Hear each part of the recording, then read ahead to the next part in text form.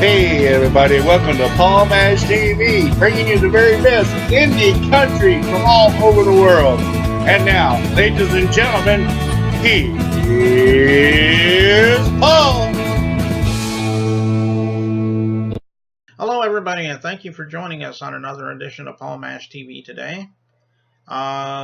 We got an exciting interview coming up in just a moment, but again, to recap what I said at the beginning of last episode, we have a brand new computer now. It's a lot faster, and we're using a different program, which is making the video a lot smoother than what it is, and we've been getting 10 times more feedback because of it, and we appreciate hearing from you. And if you haven't had a chance to email us yet, just pay attention to the closing credits, Facebook page, email address is there, and we love to hear from you.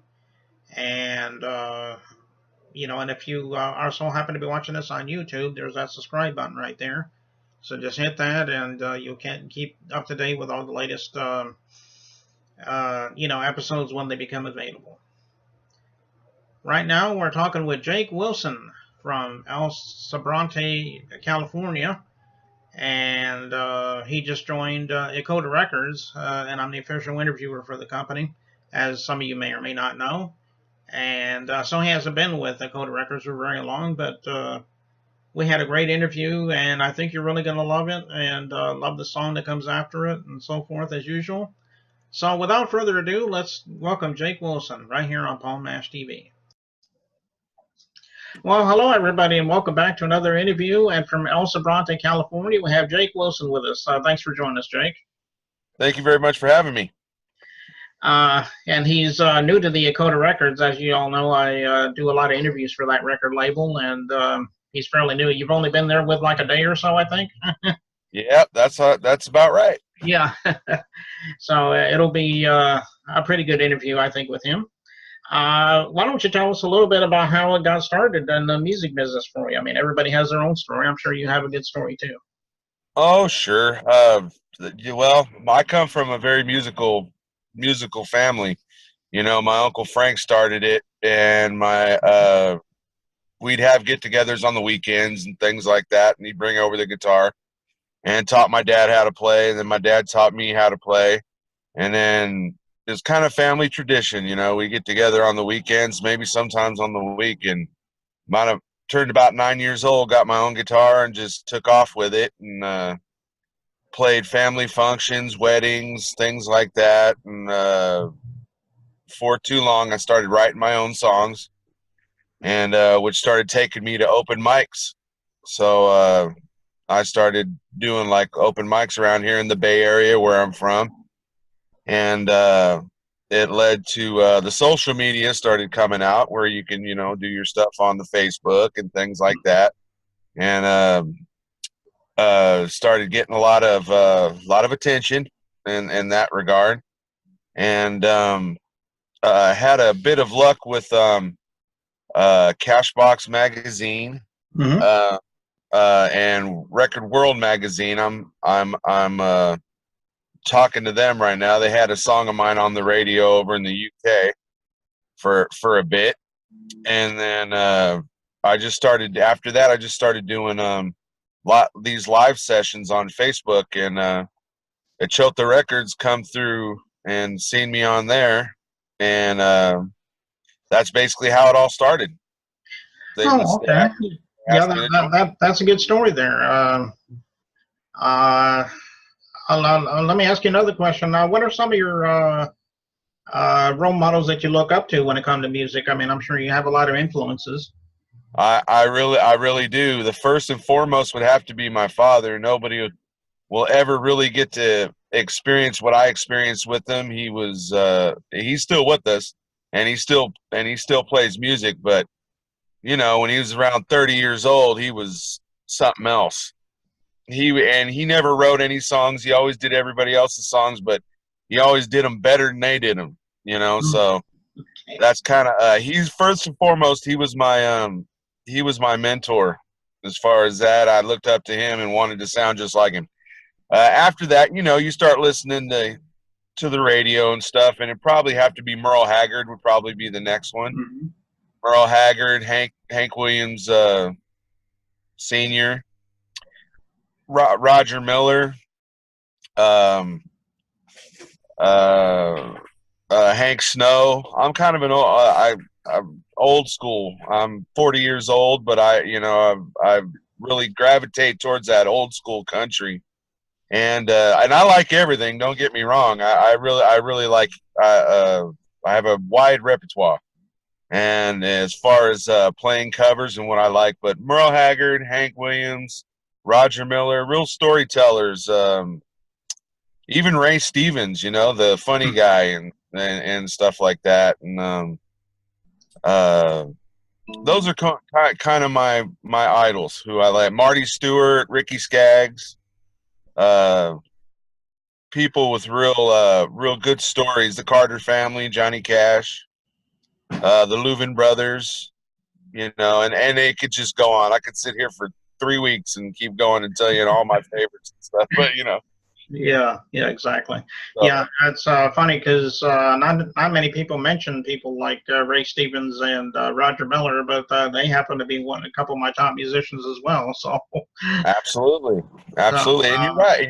You're right. Not a whole bunch of people mention those guys, and I feel that's a little sad because they were something else. mhm. um, Now I know you just, as we just mentioned a minute ago, you haven't been with us for very long. Are you thinking about doing an album one of these days? Maybe you'd like to talk a little bit about that. I'm actually working on an album right now with